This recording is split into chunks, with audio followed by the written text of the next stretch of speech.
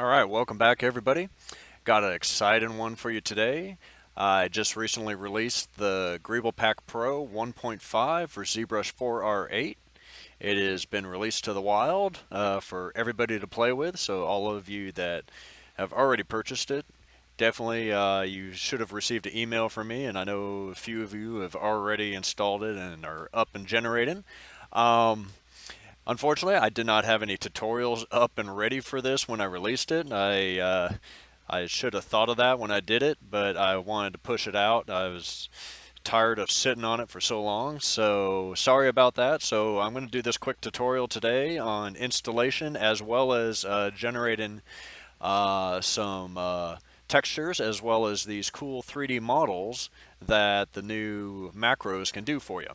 So let's briefly go over the pack and let's talk about what's new. Real quick, this release will not work in ZBrush 4R7. Unfortunately, nothing you create in 4R8 will work inside 4R7. But if you got 4R7, why haven't you upgraded? So many cool new features that I've been loving the heck out of, and that's why this pack is late, because they released 4R8 and slowed me down. So, moving on there, let's go ahead and do a quick review of what's new in here. If we come into, you'll see our macro panel here. You'll see that we have a new Greeble 3D, which can generate a cylinder or a panel like these two guys down here from this one texture. And it makes some pretty accurate models. Only thing is that when it generates it, they come out to about 7 to 15 million polygons, so I would definitely decimate it afterwards and be sure you process it with UVs, and I'll go over that here in just a minute. Also, there's some new map ones up in here. They're combinations of all maps plus all the 3D models, or just the cylinder, or just the panel. That's so it's just quick and easy. You could do all maps and all 3D, and it'll generate everything for you. It does take probably about, I think I didn't have it really timed it, but I'm about 10 to 15 minutes just for one of these. But it is generating 8 4K textures for you, along with two models with with the really nice UVs. That means that you can use all of the maps that you have, like the diffuse, the material ID, the normal, the opacity, the shaded. All those will work on these models because the way that I have the UVs set up for them. So also the ambient occlusion maps, as I modified that one, so it gives a little better results. So the new AO is built into this panel up here. If you still like the older AO, you can certainly go down here and just click that, and it will generate the old one for you. So moving on, we'll quickly go over this. I actually did a better job going over the new Greeble Single and Greenville Multi in my little What's New package than I did with the 3D. So basically, I'll give you just the gist of it. It's basically to customize your own Greeble,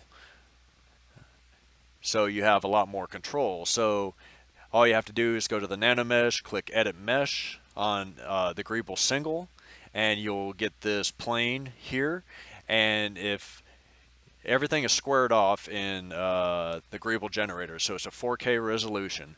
So basically, everything that you place on this grid, that's exactly where it's going to show up on the Greeble Single. So if you notice down here, I have it overlapping over here, overlapping under here, and then when I come out of Edit, you can see it has wrapped it to the other side, so it's tileable. So you can make a huge wall with all the same pattern going across it. So that's the idea behind Greeble Single. And moving on, the Greeble Multi is basically like all the other tools, all the other Greebles inside the generator. You do the same setup here. It'll have a grid just like this that you could put your whatever you want on there using IMM brushes. And you just put it on there, and then when you send it back out, it comes up with this all randomly generated. Then you can just click random seed and move it all about, so how did I put it here? A little tiled chaos goes a long way, and that's what it does. So you can see the Greeble single and the Greeble multi combined together here make something pretty cool. But don't forget to add some of the other Greebles that are already in there, all the older ones that I had built in there from the previous versions. You can put a grid behind there, or you can add some more pipes in the background. So, you got a whole lot more possibilities. Now, I also shipped along a new Greeble brush that has over 100 plus models in there that I will be going over in the next video. But basically, that'll help you come up here to the grid and just start slapping on there with IMM brush, and that's what that Greeble brush is designed for. And like I said, I'll have a full tutorial just about that. So we're going to concentrate on installation and doing a Greeble 3D real quick. So let us see what else I want to talk about here. Just on a side note, just wanted to jump over to a couple pages on ZBrush Central, which I thought was kind of cool. I wanted to check out a couple of these artists that are using Greebles in their work and have showcased them just recently. This is a relatively new one just a few days ago, and he added a lot of Greebles to the Under Armour and stuff like that. It turned out really, really great. Kind of combining that biomechanical look there and then you got the Greebles here and there underneath all the little webbing. It's just really awesome little setup there. And then scrolling down, he just did this one just a couple hours ago. Some alien astronaut with a mask and all that. I mean, that turned out really cool just using all the Greebles there. It really turned out really great. So another one here that just came out today. Basically took some simple spaceship designs and slapped a Greeble texture on there, the depth map on there, and generated these awesome little ships here, super fast. Just well done, guys, and I really appreciate your support. So let's go ahead and start with the installation. If you take a look at what came with the update here, you'll notice some things haven't changed. Like I still got the sample objects still from October 2016. We didn't have the new Greeble Brush 4R8, Greeble Generator 4K 4R8. I just want to pound it into your guys' head that this is for 4R8, not 4R7. So most of these things will not function inside 4R7. Sorry guys, but go get the upgrade. You're missing out. Actually, I actually doubled this plug data. It's actually in the Z scripts as well. So, and then I got a little installation here. So let's jump into my computer system here, and you can see how I have it set up. Right now, I'm in Program Files, Pixelogic, so ZBrush 4R8. And let's go, you want to go down to Startup. And if you look for your, even in the Mac, as long as you find Pixelogic, ZBrush 4R8, and Startup, you can still follow along. I'm using a PC. Sorry, Mac guys, sorry. But it still works the same way, and that's why the macros and everything works on both PC and Mac.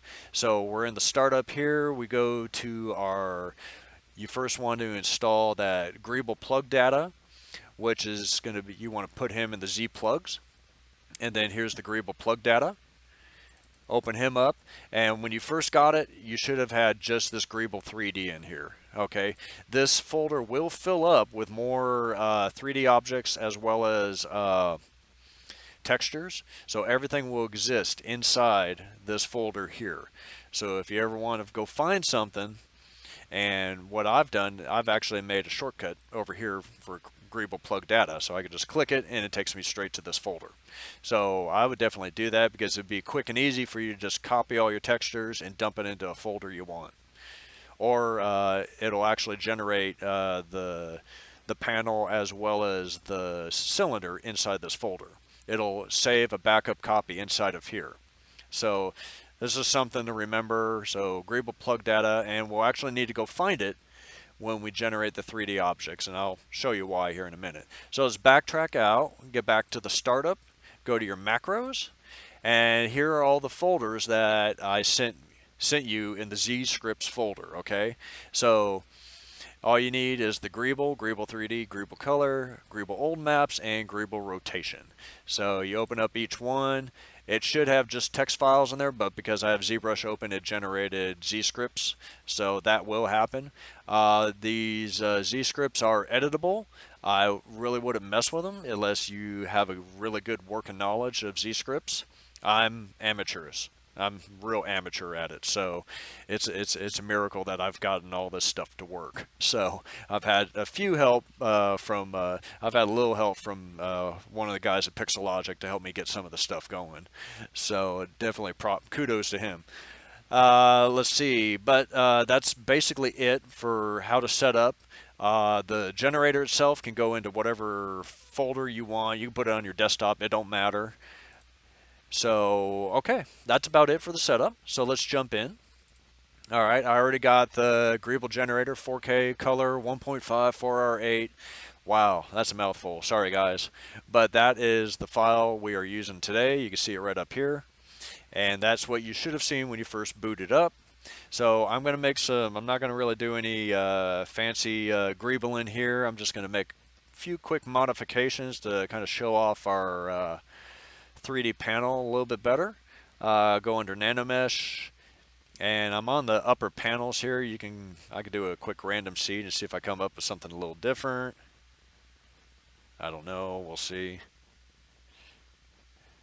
That's the cool and irritating thing with random seed. You can sit here and watch it for hours and see something you like and accidentally move the mouse and you can't find it again. So, yeah. And I think I'm back to where I started. Okay, I'm just going to go with that. So I'm going to go to Subtool. I'm going to turn off Miscellaneous, get rid of these little piano key things here, because I want to open it up. There we go. I want to be able to see back into the voids here. This is really what's going to make your 3D panels and everything pop. So go to your macros. Okay, if you don't have it set up like I do, you can actually go get my UI. It's available on Gumroad, but basically you just take the macro here and you click, drag, and drop it over here, and there you go. And then open it up. Ignore the little miscellaneous there. That's a Pixelogic folder there. I just never got rid of it. I don't know what it's for. I've never even tried them. And so here's all the macros I showed you an image of earlier. I'm going to do a quick rundown. These are pretty self-explanatory. Up here, all maps plus panel, cylinder, or all 3D. That's how these are pretty self-explanatory. But the cylinder, if you just click just cylinder, all it's going to end up creating is a shaded texture, a depth map, and the cylinder. And that's all it will render. It's not going to try to make all the other maps like diffuse, material ID, normal. So this is one of the quicker ways to do it, or you could do cylinder last render. It will look at everything in that Greeble plug data folder and just pull from there to generate everything. And same thing with the panel. The panel will just render off the two different textures and then start on the 3D process. Panel last render won't even do any render process. It will just pull from the Greeble plug data folder and start generating whatever was in there. So that's how those work. I find the best one that works really well is all maps, all 3D. It's going to end up being the quickest process, you know, instead of doing just all maps and then come down and do cylinder and then do panel. So it's just best to just do all maps and all 3D, and that's the one I'm going to show off today. So before I start this off, I wanted to recommend to you to make sure you've got at least 16 gigabytes of RAM when you're doing any 3D operations. Okay, it's doing a lot of high processing there. You're talking about storing morph targets, creating differences, as well as some high poly dynamation.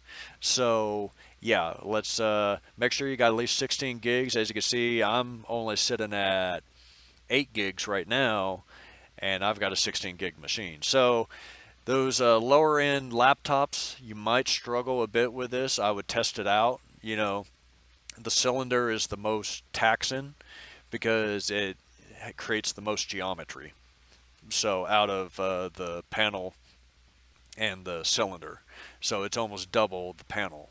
So let's go ahead and we'll get started here. I'm going to open up the texture panel so I can just sit here and kind of watch it generate all the textures. It gives me something to do while I sit here and watch it percolate.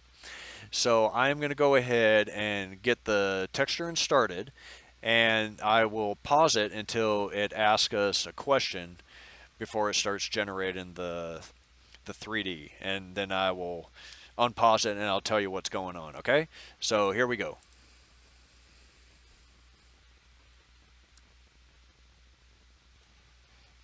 Okay, we are back. As you can see over here in your texture panel, everything has been generated already. And now we've moved on to the 3D part of this. And what is happening here, Noisemaker or Surface Noise has opened up a dialog for you. And it's asking you to find load 3D depth in your Greeble plug data folder. Okay, simple enough, right? So let's go ahead, click on the alpha. It turns it off and then turn it back on. And let's use that little shortcut that I had. Bam. We open it up, and this is what's inside our folder now. This is all the textures that was generated. Let's see, get extra large here so you can see. And it also generated 2 additional textures. Just keep the naming conventions separate. You've now have the 3D depth is what surface noise is looking for, and then you have 3D texture, and that's the texture it's going to apply to it at the end of the process. So click on 3D depth, open. And the reason we have to do this is, unfortunately, ZScripts cannot work with surface noise. The most I could do was load up a previously made file, which is called Greeble 3D, and then we saw that over in the Greeble plug data, but I cannot manipulate it. These are the settings that I set prior to that, and the only thing is I could not set the depth or the alpha. I could not. You can't do a Z script. It will not work with this because basically it's a Z script telling another Z script something to do. ZBrush just says no. Okay, so the best we can do is open up the dialog, and you have to do a little manual search in there. But as you can see, it wasn't hard. So we're going to click OK, and the Z script should continue. As you can see, it is already continued, and it's continuing on with the process. The first one on the all maps and all 3D will be the panel. It is actually, even when you do a cylinder, it'll create a panel first. Because all of the cylinder is the panel deformed and then mirrored to the opposite side. So that's why you get kind of the mirrored effect, which you'll see at the end of this here. So I am going to pause this and let this continue, and I will pick up with you at the end of the 3D process. Alrighty, it has finished the process there. As you can see, it kind of looks like our Greeble generator, right? Well, this little note will pop up, and you'll know that the process is done. Maps and models generated. Go to the texture panel to export your maps out. I'll show you another way to do that. And then, always, thanks for your purchase. I do appreciate all of you. So, go ahead and hit escape, and let's take a look at what we got here. I'm going to actually zoom in, do the AA half so it's not such a big process for the computer, and frame it. And if we take a look, we now have a 3D panel from our Greeble generator. How cool is that? So go ahead, and if you go down here, we have the cylinder. Same thing. As you can see all the bumps and extrusions on the inside and the outside.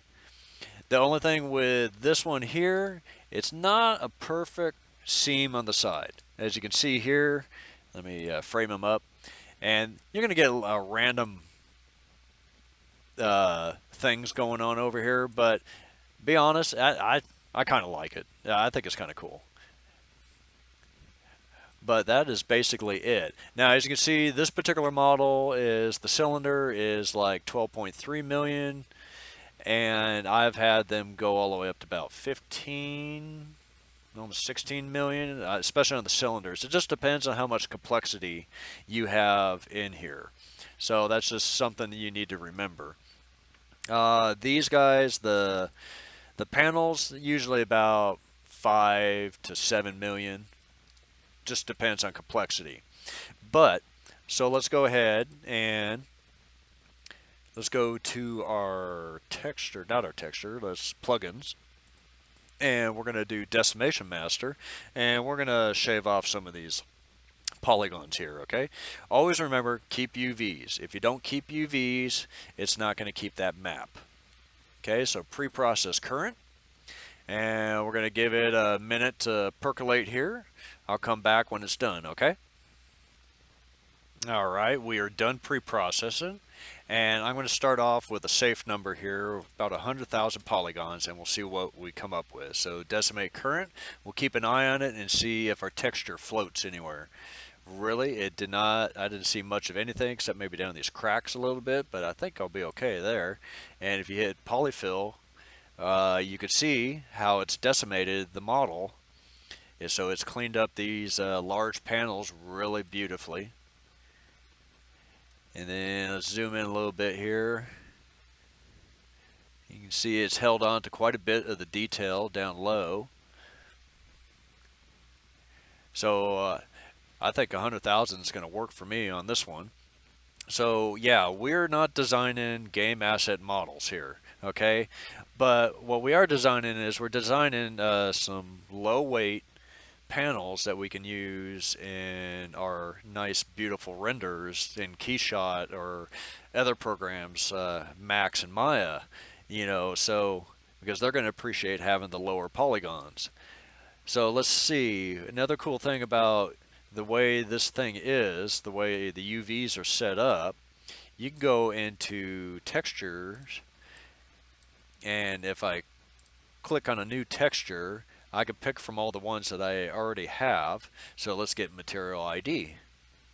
Wow, okay. See, so now I can take this into Substance Painter, and I can use this this material ID channel, and these purple pink ones here we can make into I don't know, a steel, and just do so many other things. You've seen me do it before, and it's very cool. So let's go ahead and we'll go back to shaded, and let's go to our cylinder here. We're going to do the same thing. We're going to start pre-processing with UVs on, pre-process, and give me just a second here and we'll be right back. Alright, we're done pre-processing, and good rule here, whatever you did poly count wise for the panel, double it for the cylinder, because there's in a sense double the information there, and we have to account for the curvature of the cylinder. So let's see if 200,000 polygons will be okay for this. So decimate current. And really, I did not see much of anything. Some of the small stuff there shifted just a little bit, but all in all, I think it did a good job. As you see, it's laid out very well, and I'm pretty happy with that. Like I said before, we are not making game-ready assets, okay? But we're making good, cool, quick cinematic assets for any of your animations or just a cool digital background. This would be pretty cool. So let's do the same trick with this one. Let's slap the material ID on there, or well, let's put the normal on there. Why not? As you can see, there's the normal. It lays perfectly over the whole object. And the reason that this works like that, if you come back to the panel itself, when the reason it creates the panel first is because when it generates this, it does a planar projection, UV projection, So this way, since it's perfectly square, it'll map the UVs perfectly. The only oddity that you'll have is like on the sides here, you'll notice some stretching and of the texture. Let's see, it's kind of hard to see in this one. This one actually did a really good job here. You'll notice that from time to time. You'll see some, like here it kind of gets a little wavy, and that's just because of the way it decimated the model. But lots of times you're not even really going to see the sides. Maybe the piping in here might look a little odd sometimes. But all in all, I mean, it's a great little technique. So let's play with this guy just a little bit more. Let me zoom him out. Throw in array mesh. Do repeat 3, and go to your X prof or your X amount. So left and right here, and just type in 3. Boom. So now you have a tileable 3D object. Now that's kind of cool, along with your tileable 3D textures. And I mean, it's really seamless. Unless you look really close, you'll see that faint line. And sometimes if I actually do the X amount and take off a fraction of a point here, so do 2.99, enter. See, it kind of overcompensated there. So let's do 2.99. Let's see. It won't let me do that, so we'll just go back to 3. Sometimes that works, sometimes that don't. But from a distance, man, you'll never even notice that. How cool is that? So that's basically it. Let me show you real fast where everything's hiding at now. So let's go back to our Greeble plug data. And there is everything we just generated. So it's got the odd 3D depth, 3D textures, and that's for the Greeble 3D. So these 3 go together here. And then you have your regular AO, curve, depth, and all the maps that you're familiar with. And then, like I said, it made a backup copy of the cylinder and a backup copy of the panel, the high poly versions, as well as the 3D texture slapped onto it. So, but if you ever worry that, oh man, I forgot to save everything out of the texture panel, you can just hop in here, grab everything, dump it into a folder, and then as long as you keep that Greeble 3D in here, this guy here, and get rid of everything else and move them out of here, it'll still work. The macro will work just fine. So that is basically it for this, going over the installation and the Greeble 3D. I hope you enjoyed the new feature. I was really excited to get it out for you there. Right now, I don't have any thoughts on how to generate any other type of geometry for you. Wanted to try to do a sphere, but couldn't get the deformations to work right, because a lot of the cylinder was created inside deformation using I believe S-bend and a bunch of transforms and rotates, and you can actually go and look at the Z script and see what it's doing.